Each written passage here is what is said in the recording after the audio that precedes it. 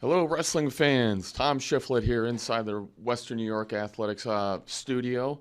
Um, Getting a lot of help here from Mr. Tim Gardner as we approach a new year. We're just hours away from 2025, but we wanted to bring you one more wrestling show. And today will be a nice one. I'm going to recap the last couple weeks of wrestling. And then we got a special guest on today, Gabriella Barone from Niagara Wheatfield. Just a ninth grader, but obviously she's one of our top wrestlers in Western New York and has put together quite the resume on the boys' side and the girls' side. So looking forward to bringing her on the show in the second segment.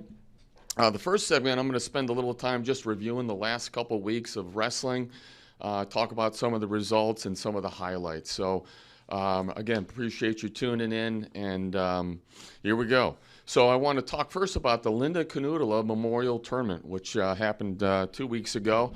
Linda obviously had done a lot for our wrestling community here in Western New York and across the state. So just shout out to the Canutula family for a great tournament. I really enjoy I've been there, going there the last couple of years, and obviously had been a part of wrestling in that tournament for a long time. But want to thank them for again, just a great tournament, and it was a great experience. I got to watch some great wrestling from the girls. And so let me just go over some of the results. The champions, Section 6 champions at the Linda Canutula Memorial Tournament were Gabriella Galnett from Lockport at 107, Gabriella Barone, Niagara Wheatfield, 120, Alexa Doxey of Newfane at 138, Avery White from Frontier at 145, Lily Hyde of Chautauqua Lake at 152, Michaela Thomas of Iroquois at 165, Kimberly Bauer of Fredonia at 185, and Aislinn O'Malley of Kenton at 235. Aislinn O'Malley, actually, too, was awarded the Western New York Athletics Wrestler of the Week. So congratulations to Aislinn on that award. That's well-deserved. The most outstanding wrestler for this tournament, and you know, this is interesting. It brings up a couple things I was going to mention was Sophia Godania from Sweet Home, and hopefully good Lord, hopefully I pronounced that right. But sorry, Sophia, if I didn't. But I just want to say she had an outstanding tournament. She pinned her way through the tournament, and pinning her way through the tournament meant that she had to wrestle the number 1, number 2, and number 4 seeds. So great tournament. And what I'll say is, you know, watching her wrestle, she did an outstanding job defensively. She's really tough defensively. If she can increase that counter offense there from a defensive standpoint, look out. But she is looking really tough and impressive at 132 pounds. So that's going to be an interesting weight, which is the other point I wanted to bring up. I've been going to tournaments now since the start of the season, watching the girls improve. We're seeing more and more freestyle. We're seeing some of the girls really improve on the mat.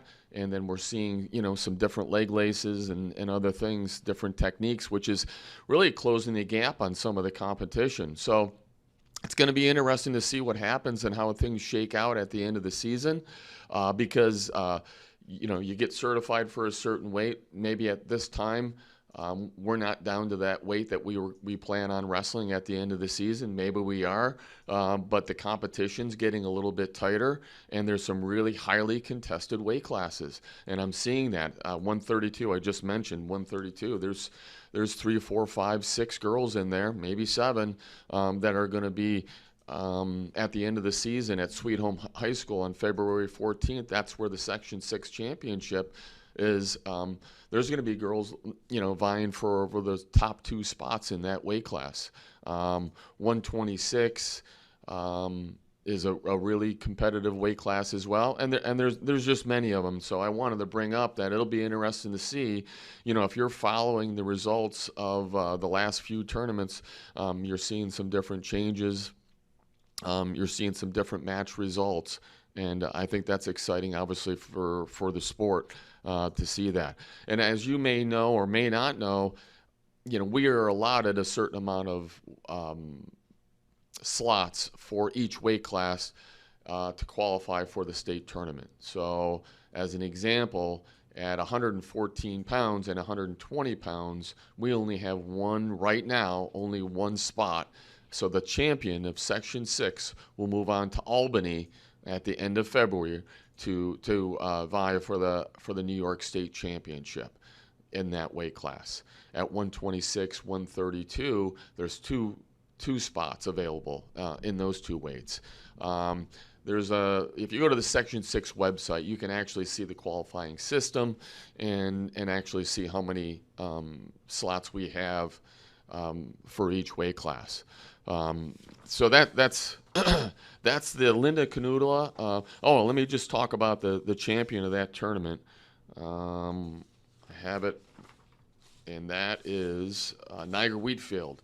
They were first at the tournament with 195 pounds. Chautauqua Lake, 161. Lockport, 143. And Tioga, 126. Dunkirk finished up with 119, so that's the top five teams finishing up at the Linda Canuto Memorial Tournament. Congratulations to the champions and to Sophia for the most outstanding wrestler. Moving on to this past weekend, we had the Eden Tournament. Another great tournament. We had Lockport, who came away with 5 champions. Gabriella Galnett actually claimed her second title in a row, won the Linda Canuto tournament, and then went to Eden and won her second individual championship at 100, and I think that was 100 and go back here, 107 pounds. So congratulations to her. Orchard Park had 3 champions led by Olivia Phillips at 120, Sophia Safran at 132, and Marissa Terra at 138 pounds. I don't believe there was any team scoring there. The other tournament this past weekend was in Clifton Springs, New York. It was the Mid-Lakes Girls Tournament. Niagara Wheatfield came away with 12 placers and 2 champs. Gabby Barone, obviously, was the champ of that, and then Navia Senek was another champion for Niagara Wheatfield at the Mid-Lakes tournament. We had one other champion from Section 6, and that was Michaela Thomas of Iroquois. This coming weekend, we've got Chautauqua Lake. That's a big tournament that's happening this coming weekend. We'll see a lot of the same teams, and again, a lot of the highly contested weight classes will be happening this coming weekend, just to start the 2025 new year.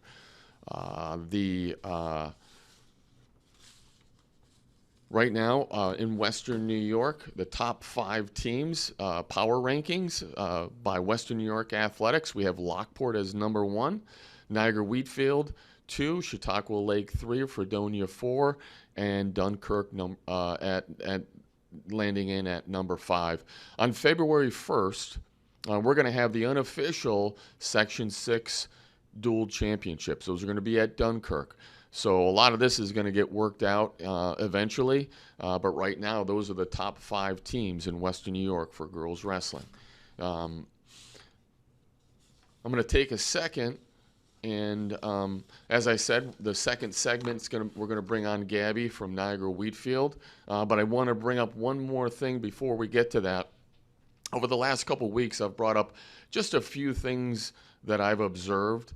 I know the first week we were talking a little bit about some of the girls, and I felt like even some of our top girls we needed to add a little more freestyle into our wrestling, because when we get to the state championships, we're going to need that freestyle. We're going to need to know how to defend that leg lace. We're going to need to know how to own the zone, get to the zone, and start getting some step outs, controlling certain positions, just really getting a little bit more into the freestyle and away from folk style mindset, because I think in the long run that's really going to help our section. It's going to strengthen us, strengthen our team, and it's going to I think it's fun. So And I think we've done a really good job over the last few weeks of me going to these tournaments, and I'm seeing more of the coaches talking about that. I've talked to some of the coaches; they've brought it up to me, and I'm seeing that on the mat with the girls. So that's outstanding work. Congratulations, and just keep working hard and improving your freestyle. The other thing I talked about, it was just a brief thing that I mentioned after the North Tonawanda tournament, was I had a young lady reach out to me. And she had won the tournament. Instead of being a couch potato, she decided to, text me after the tournament about working out the next day. And I just I mentioned and shared how that kind of made me feel as a coach, and how that really is the secret to success. There really isn't a secret, and it really kind of confirms why some people win more than others, and it's really your work ethic and your attitude. And when you have an attitude like that, where you just want to keep going, and you want to keep improving, and you don't rest on your laurels, good things are going to happen, not just in wrestling but in life. So I thought those were the first two things that I really kind of brought up. I don't think I'm going to bring things up every week, but this week I did want to bring one more thing up, because I did observe it, and that was, and I think it's really important for not just the girls but the boys in general, to really work on your stance and your hand fighting. It's so critical. I watched the match online this week. One of our best wrestlers from Section 6, and he actually lost a match, and a lot of it was his hand fighting and his position on his feet, over-tying, leading the same leg and the same arm at the same time, and that could cause problems, because your opponent's going to pick up on that. When you get into high-level wrestling, your opponents have a tendency, they're going to pick up on that, and they're going to take advantage of bad position. So it's really important as a coach. It's really important that we're implementing hand fighting skills and drills and techniques, and really touching on that every practice, making sure that we're holding our wrestlers accountable, and that they're in a good stance, and that you're working at. That's muscle memory. That's repetition. That's really important in the success of your wrestling, especially as you start to go against some of the top competition. So I wanted to bring that up. That's really important that we're working on that. And I'll tell you a little something. When I was in college, I went to Edinburgh University. We worked on our stance every day. We had some, and actually, usually it was on a Saturday. We'd have something called a power hour, and we'd do a stance drill for about 45 minutes. It'd start at about 45 minutes. Anytime someone would come out of their stance, they'd add a minute.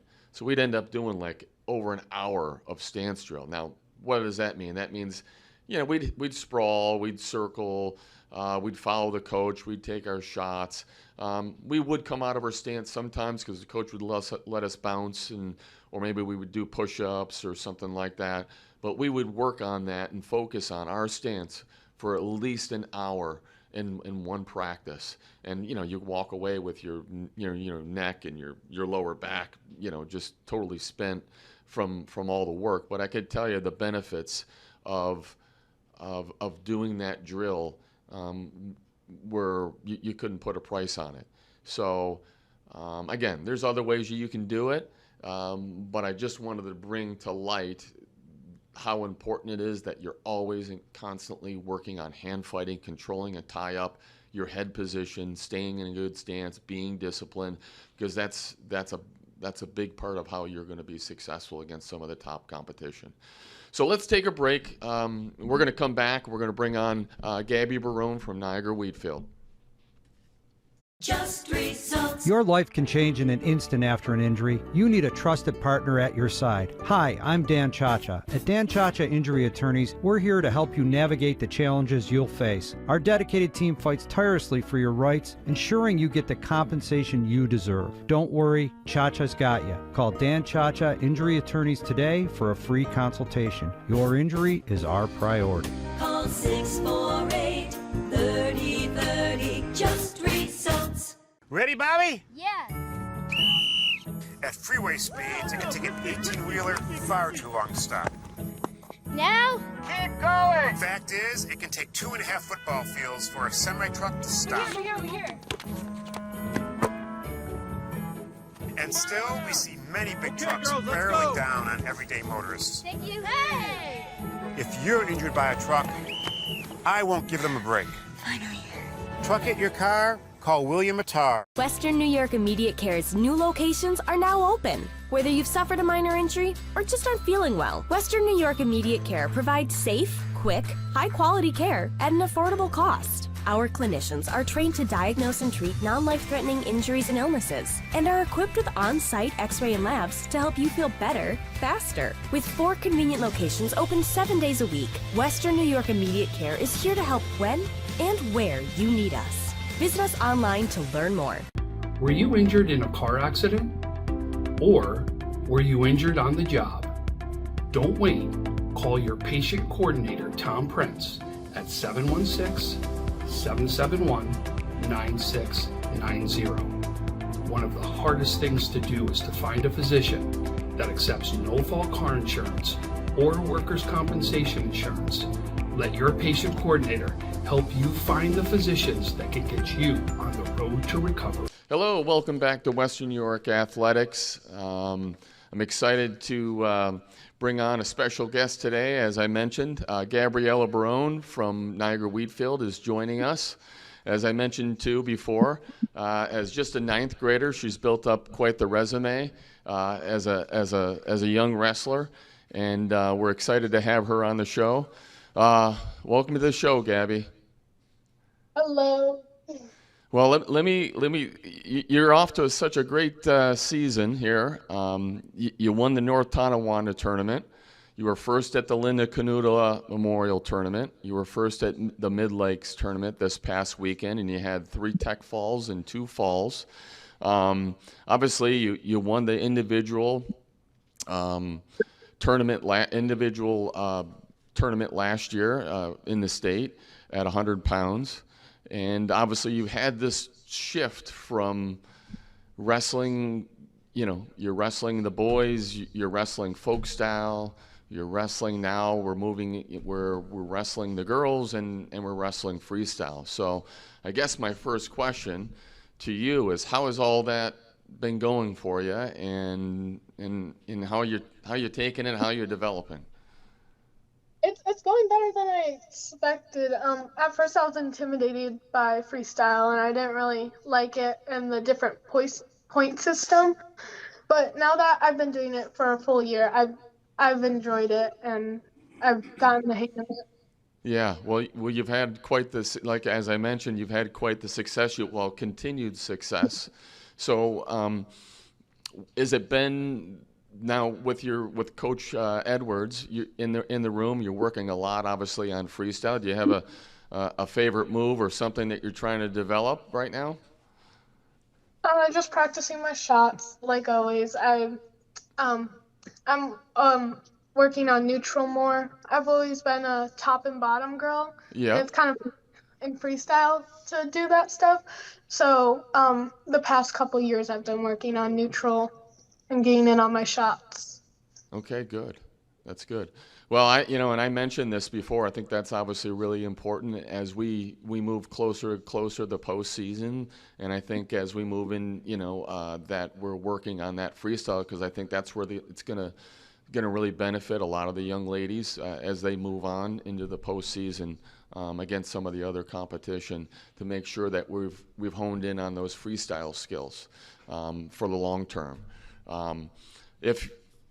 Where do you think, as a young wrestler, obviously you've been wrestling for a while now, a lot of your success, is that from the work ethic, coaches? What are some of the things that you think has really helped you or benefited you? What are you doing differently that you think maybe has really helped you kind of separate yourself from your competition? And I want to say this to you first, Gabby, because I've watched you wrestle several times.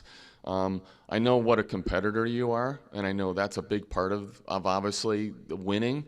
But the other part of it is, I know watching you wrestle, you continue to wrestle through every position. So, maybe you give up a takedown, but it seems that even if you give up a takedown, you continue to wrestle, where some people would take a little bit of a break and and kind of, well, I got taken down and then they stopped wrestling, where you would just continue on.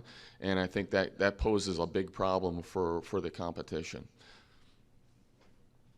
Yeah, there's a lot of things that go into it. First of all, I have a great support. My whole family, especially my dad, really supports me wrestling, Mm-hmm. and it's my dream. So I love it, and I'm glad that I have the support to be able to wrestle. And also, just opportunities have presented themselves that I know a lot of girls can't get, and I'm very lucky for that. Good coaches, good school helps a lot. And also just having the drive. I work out 3 times a day, and then also I go to practice. Yeah. So it's definitely just putting in the extra work after practice that helps a lot with that stuff. Yeah. Well, those are the ingredients for a successful wrestling career. There's no question about it. You got to have talent, but at the end of the day, your attitude and your work ethic and all the things that you're saying that you have, that you've kind of embraced, that's a huge part of being successful. So congratulations to you on that. So let me ask you this: we have the boys section dual championships this weekend. Are we going to still continue to see you wrestle on the boys' side as well, or is that, if you don't mind me asking? We're still trying to figure it out. We Yeah, don't really know because I have gone up in a couple weight classes. We don't know for certain yeah, what I'm doing with the boys, but we're still figuring it out as my coaches and my parents. yeah. And I would imagine it's probably difficult somewhat, knowing that, hey, I've been wrestling freestyle at the start of the season, going to freestyle tournaments, focusing on freestyle, and now the change back and wrestle folk style, where, okay, maybe I'm gonna throw the legs in, or now I have to wrestle completely different. I would imagine that's like the officials. Right now we have officials that are officiating folk style, and then they move over to the next mat and they got to wrestle a freestyle. They become they put the freestyle hat on, and that sometimes gets a little confusing, whether you can lock your hands or not, that sort of thing. So okay, well, let me ask you this: if I was interested, and I was a young lady interested in wrestling and wanting to come out for the sport, and maybe I was 10 years old or something like that, what would you say to someone like that? Now that you've been part of the sport for a while and had some success, and I see obviously a big part of Section 6 wrestling. We have over 250 girls, and a lot of that reason, Gabby, one of the reasons is because of you, because over the last couple of years, I've watched you wrestle, and it's inspiring.